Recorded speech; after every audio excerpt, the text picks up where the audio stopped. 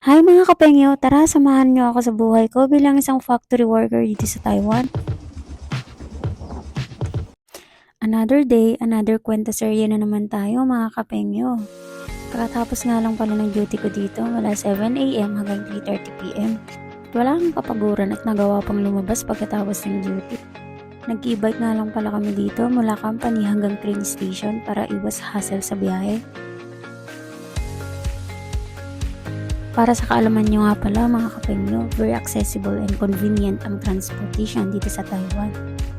Weekdays nga pala ngayon kaya maluwag sa loob ng train, kaya nakaupo kami. Sa mga oras na to guys, nandito na nga pala kami sa Taoyuan. Dumiretso nga kami dito sa binabalik-balikan namin Korean barbecue dito sa Taoyuan.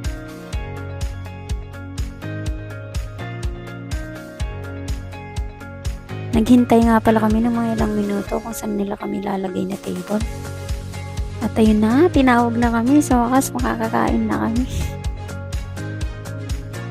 Papakita ko nga pala sa inyo ang mga side dishes nila dito sa Korean barbecue.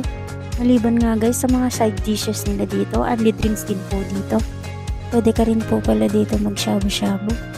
Iba't ibang klase nga pala ang meat nila dito mga kapengyo, kaya naman sa sobrang sarap, binabalik-balikan namin.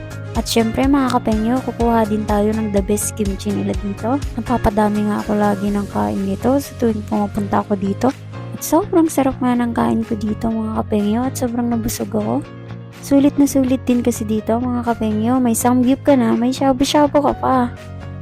At hanggang dito na nga lang muna ang video kong ito mga kapengyo. See you sa next video ko.